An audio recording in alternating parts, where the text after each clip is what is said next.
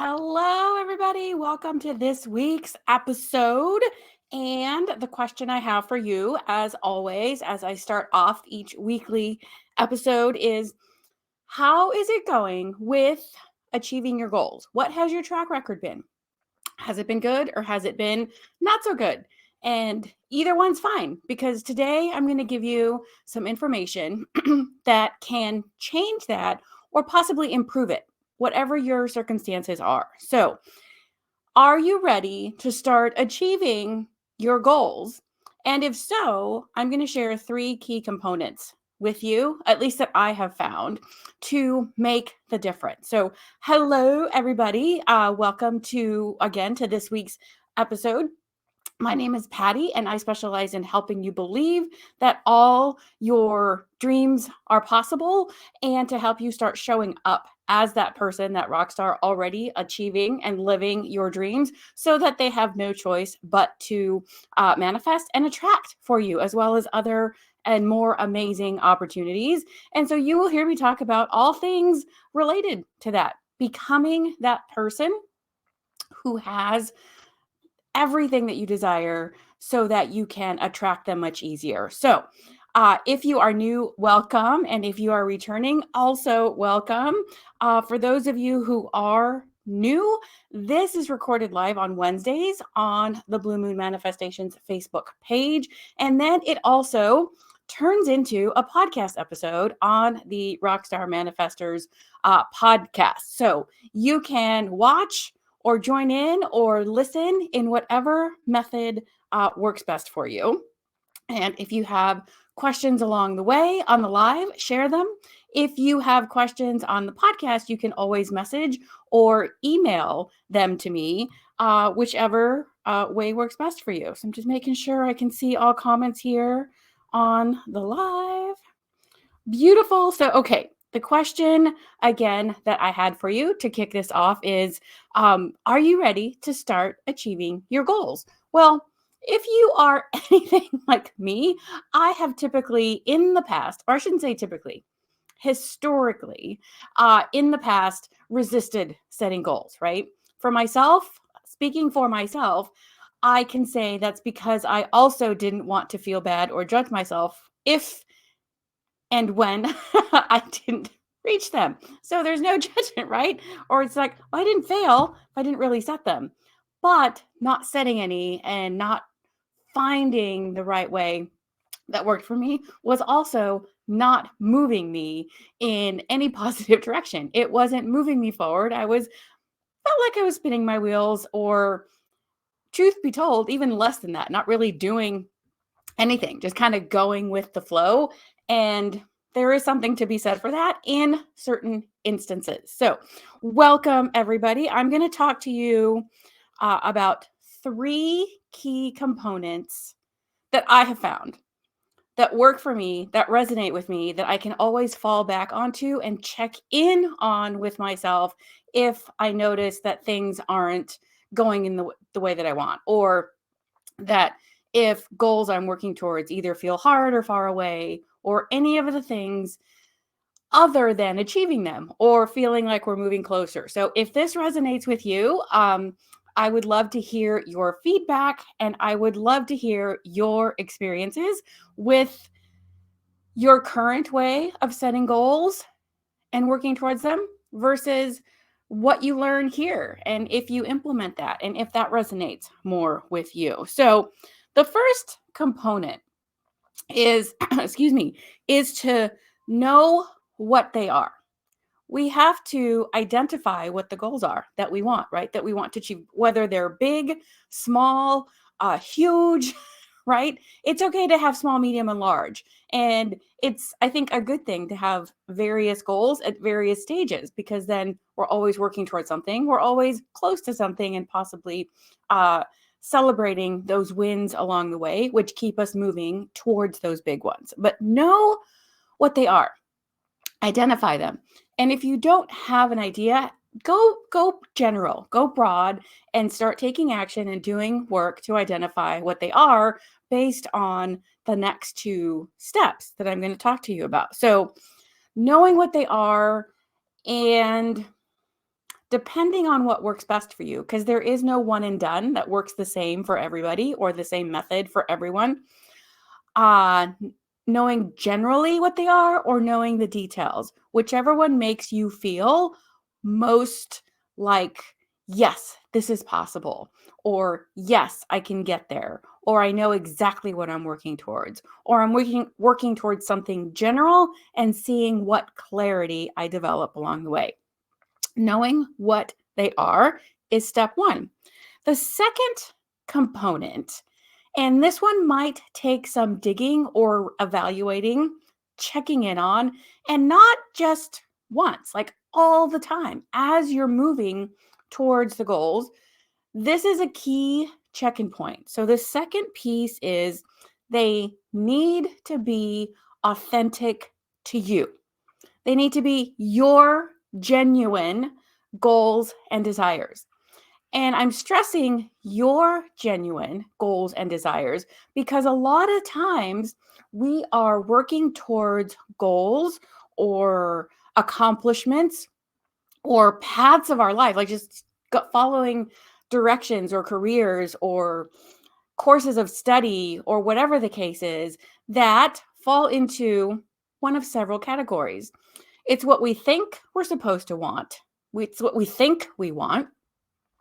It's what we're expected or have been guided towards wanting, or we're jumping in on the bandwagon because, oh, everyone else wants this, so it really must be good, and I should want this too, or I'm going to want this too, and jump in on that bandwagon. And a lot of times we don't realize that our goals fall into one of those categories.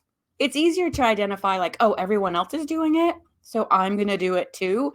That one's easier to identify or to be aware of. But if it's something that you think you should want based on society's expectations, your family's expectations, your mentors, your counselors or educators or coworkers or bosses or siblings or whoever, best friends even, that they say, oh, this would be great for you, or this is a great path, or this is the way to get what you want. It may have worked for them, but that doesn't mean it's going to work for you. It also doesn't mean that's the right goal for you or the right desire.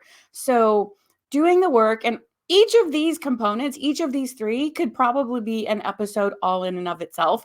But so I'm not going to go into all the details of it, just to be aware. And then I will share more along the way and get more in depth on each of these at, down the road at other times.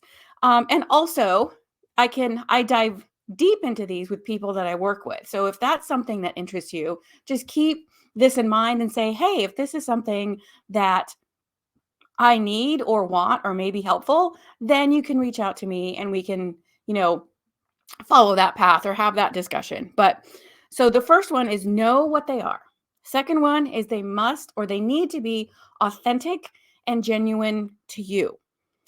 And the third one is you need to know your why or the why for going or having these goals.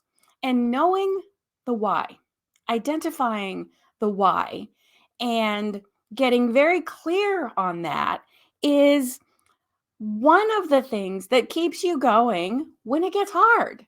Because their goals, if we don't have them yet, their goals and their aspirations and their desires that we don't have yet, so we want them and we haven't achieved them yet. And it's going to take some level of sticking to it. Now, it could be like an hour-long goal, like sticking through an exercise class. That still takes sticking through it when it gets hard. It could be something that you need to stick to it like longer than you thought it would be, or it looks different as it's coming together.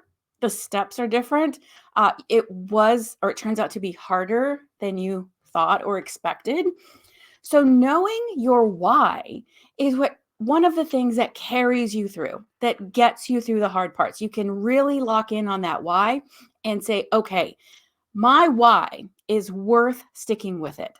My why makes it will make all of this hard stuff or all of the challenges or however long it takes worth it. And a lot of times when we don't achieve our goals, they don't check off these three things. So, our why, if it's because we're expected to do it, that's not really great motivation, right? To stick with the hard parts or go through something challenging that's more challenging than we want to be experiencing, especially if it's not worth it to us. So, knowing these three components is how you will get clear on and how you keep checking in and reassessing as you go, because it might feel worth it to you at the beginning. The why, because you're doing it for someone else or because it would make this person happy, maybe that is a good why for you at the beginning. But as you go and continue checking in and becoming, right, this person who has achieved your goals, you might start to realize, like, hey, I'm becoming this person, or I'm embodying the person who has achieved these goals. And that's not really in alignment with the type of person I want to be. It does not mean that it's a bad person or it's just a that it's wrong. It's just not the type of person that you want to show up as in the world. So it doesn't line up with going for that goal anymore. And so as you go through the process and as you start checking things off, if you start checking things off like steps and milestones towards the goal and you're really not happy about it, like it's just like, oh yeah, it's just okay, I did it. And it doesn't excite you or give you some sense of accomplishment, that's an indicator saying, hey, am I doing this for me, or am I doing it for the right reasons or not? And reevaluating, changing direction, changing your mind is perfectly valid along the way, because it's all contributing to helping you become the person who does have clarity on your goals, who does show up in the world as that person who's already achieved them, and who does stick with it through the hard parts. So, if your goals don't meet these criteria, as you journal on it or just kind of think about it on your drive to work, or you're, riding the train or the bus or whatever, and you start pondering or pontificating or just kind of letting your mind wander on these things, if your goals don't meet the criteria, the steps are reevaluate your goals continuously. And I don't mean like this every day, but right, as you're going through, check in and reevaluate. Why? Continue to ask yourself why, right? Why am I going for this goal? Well, because it would mean this. Okay. Why? Why does that feel good? Or why is that a good motivator? Is that important to me? So just continue to get curious and be curious as you reevaluate. Reassess. It's like, okay, maybe the goal that I was working towards got me to this point, and now that I'm at this point, I see other opportunities. I see other ways of, of going that you were not aware of before. So that doesn't mean, oh man, I shouldn't have chosen that goal, or I shouldn't have been going to that goal. Maybe going for that goal, which is what you knew at the time, is exactly what was needed to get you to the point to realize, oh wait, there's other ways that I could go about this, or there's other ways that I could apply my skills. There's other careers, there's other opportunities that you simply were not aware of before. So going for that initial goal got you to the point of like, oh, so never feel bad about it. There's always something to learn, and there's always something to investigate and glean from anything. If nothing else, you gained experience, you gained clarity, and that's not something that should be minimized. It's something that should be celebrated. So if you gain the clarity by going for the goal, like, no, no, no, no, I don't want this, then that's perfect. And I'll give you an example. For me, I went to school and um, after high school, and I started with just very general education at the community college, and then after a point I got to where I was like, okay, I'm going to go for my paralegal certificate.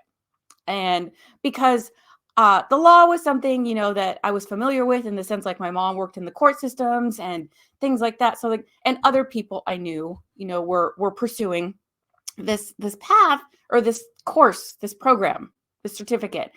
And it's like, okay, I could apply this in so many different ways. I could, work for law firms anywhere. These are skills and work that will be easily transferable. So I went for that. And the entire time that I'm going to paralegal, to school for my paralegal certificate, I worked at law firms. I worked at two. Like one was a really big, like corporate law firm downtown LA up on the 25th floor, and very corporate, like this is going to date myself, but very LA Law, if you're familiar with that TV show or any like big corporate law firm or legal show. The other one was a single practitioner that I worked for, and then there was just other single practitioners in that same office space, so they shared space, but they were each their own individual business, or they weren't partners. And that I worked for that law office closer to the end. And what I realized along the way, as I'm getting close to achieve or completing the certificate, it's like, I don't want to work for attorneys. That was the clarity that I got from going to paralegal school, working for attorneys the entire time. I was like, I don't want to keep working for attorneys. I don't want to do this, at least not in the way that I'm seeing it play out if I do it this way, like applying for a paralegal position at a law firm, big or small. This is not jiving with me anymore. But what came from that clarity that I did not want to work for attorneys. Secondly, the opportunity came up to interview for a job that I had no concept of, exactly the example I was telling you about before. And so having this paralegal or this legal background and experience, that contributed to helping me get a job as an investigator, because I still could use the knowledge of legal concepts. They sent me to classes to learn more about the field. It was for insurance claims. And so I learned more that way. But I would not have gotten to that point, at least in that manner. I wasn't aware of that job. And the reason I went to the interview was not really to get the job. The reason I went to the interview and applied was to say, hey, maybe there are other fields that I could apply these skills that I have learned and that I have acquired, and that some I enjoy doing. And that's exactly what happened. And you know what happened when I went to that interview? The first and only time in my life that I was offered a job that day at the interview. Like, I didn't have to wait for the callback. He offered me the job right there and then. And all I went there for was to find out some information. But it led to that. And all the experience and that clarity, knowing I don't want to work for attorneys, is what got me there. So don't feel bad, and I didn't officially complete the certification program even. It's like, no, what I have and what they're willing to train me for was more than enough. And that led to other things. And now I can draw on those skills that I developed and honed and learned as an investigator, as a coach, and as a speaker, and all these things. So it all ties together. So constantly, reevaluating, reassessing, and resetting the goals as you go. Pivot, if you will, right? We got very familiar with that term through the world events that happened a couple of almost 3 years ago now. So we got very familiar with that term pivot, and there's nothing wrong with that. So if you look at my work experience, it's all over the place, but every single work experience I've had has contributed to this, and I can draw on and I can use or apply in some way as I move forward in my own, business. So those are the three components to help you set goals that you will achieve, because setting goals requires the goals that we don't have yet, that we have not accomplished, requires of us to become a different person. It requires of us to become the person who has achieved those goals. Otherwise, they would just be handed over on a silver platter if it really didn't require anything, right? So there are a number of ways of setting your goals, like SMART goals and all that. That's not what I'm talking about. It's the components that are required, or I believe are necessary, in identifying, choosing, and reevaluating and checking in on your goals as you go, because you are gaining information. It just needs to be intentional that you check in on it and see what information you are gaining, what clarity is coming through for you. And so there are many number of ways.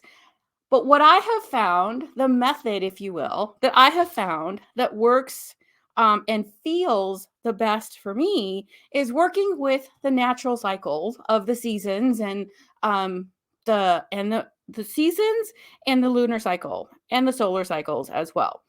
So my combination that I have learned and that I continue to fall back on and personalize and tweak for myself is to set lunar intentions that support solar goals.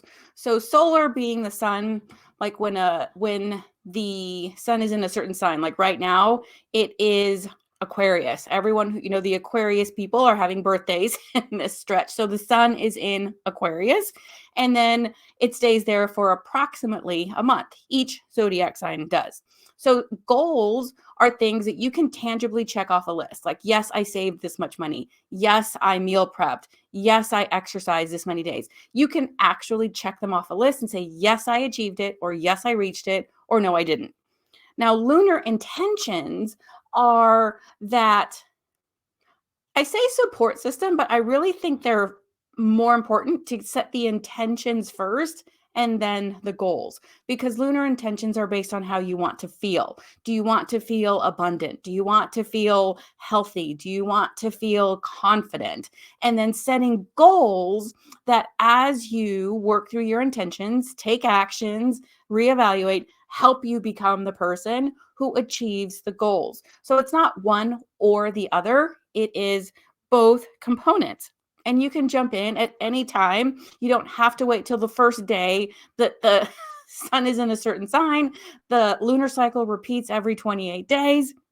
So it's definitely a cycle, and that you can fall into and jump in on and get back to or start at any point, by just being aware of what the focus is based on what's going on with the seasons and the cycles. And I did a workshop recently where I talked about how you can look at the entire year, 12 months, as a huge lunar cycle. And so right now in the winter, when I'm recording this here in the Northern Hemisphere, we're in the intention setting season, which goes until spring, from winter to spring. And so if you don't have your goals identified for the year yet, there's nothing wrong. You can still get clear, decide, check in on how you want to feel, what type of person you want to show up, and what goals that will require, that you can achieve by becoming that person. This framework, by setting intentions and then goals after that, is the framework that helps you continually step into and up level and become the person who achieves the goals. You work through the lunar cycle, and that is, of course, something that I talk about all the time. Blue Moon Manifestations is the name of my business. So it's very tied and connected to the moon. Because if you were already that person, you would have it. You would have the things, or they'd be attracting to you vibrationally or energetically, right? Because you would be a match to that, because you're already at that level. So we're constantly doing this and constantly reevaluating and constantly up leveling, and it's cyclical. It's cyclical and up leveling as we go through the process over and over.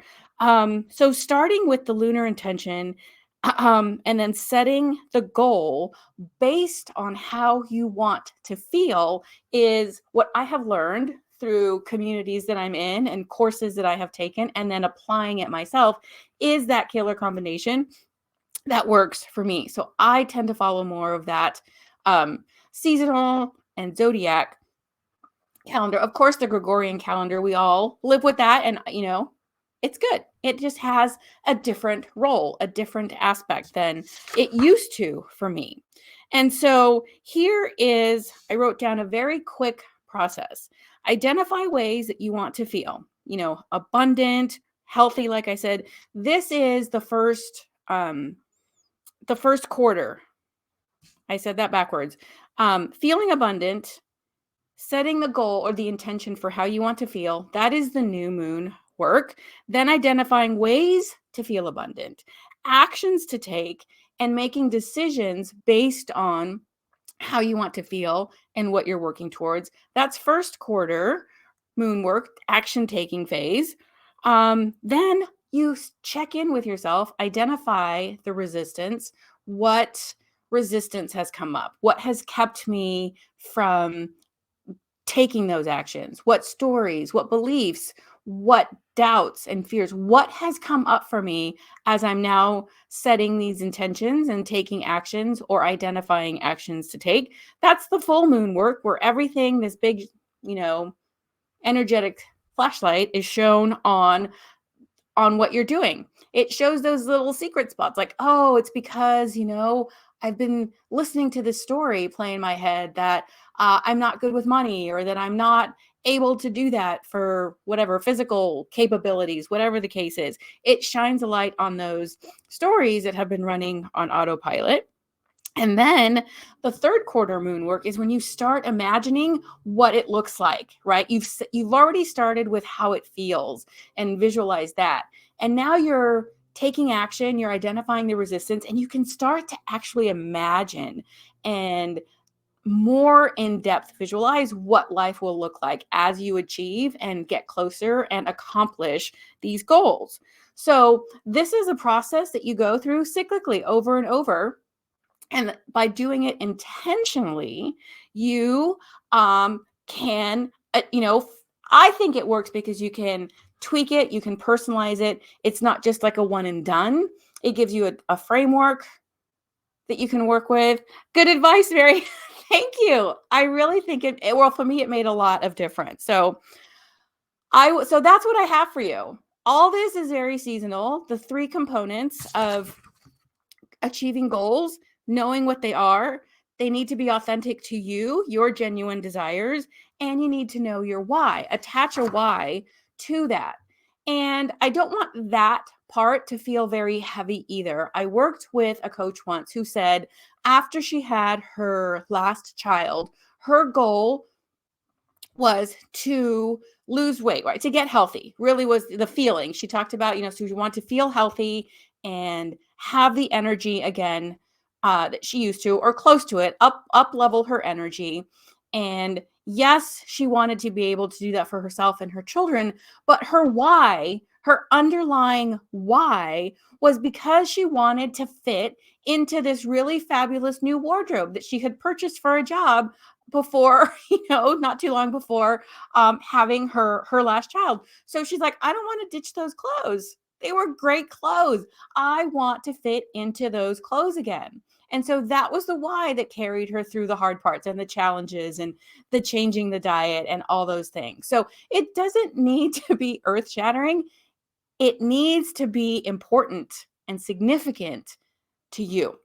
So I will be hosting in the next upcoming months a series of workshops that teach this framework and that you can actually walk through, and we can workshop it together and we can personalize it and you can go in depth. And so I will be teaching a series of workshops.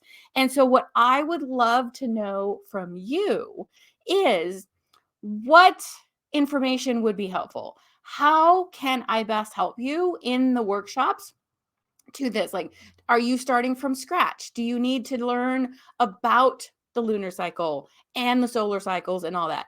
Is that component important to include? Do you want to know ways that you can personalize it? Is that more important to you? So let me know, what is the way that I can best support you in teaching and sharing and helping you implement this, if it is something that resonates with you. And so that can help me include that information in the workshop so that it's relevant and helpful.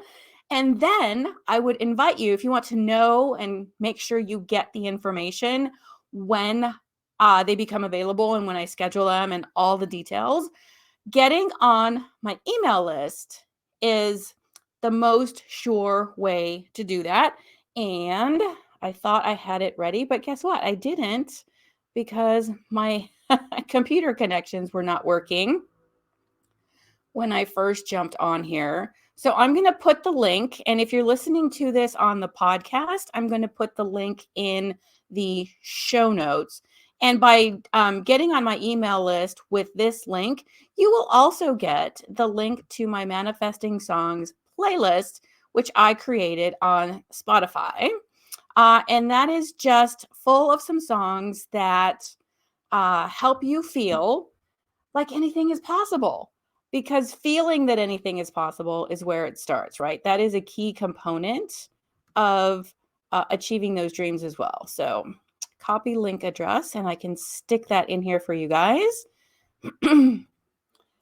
Get a playlist. And if anyone has any questions, just go ahead and pop them in the chat. And if not, I will be wrapping this up by putting that there. Get the playlist. It should be showing up now, and then I can pin it on the Facebook side of it. And if you're listening to this on the podcast and want to know where you can watch the live, it is on the Blue Moon Manifestations Facebook page on Wednesdays at 3 p.m. Pacific.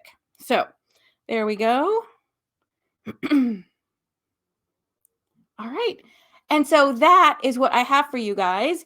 And if you love this lunar talk and following the lunar cycles and setting intentions and manifesting and all things, head over to the Blue Moon, the Moon There's so many names. I'm having a moment. Hold on, I will check it for you.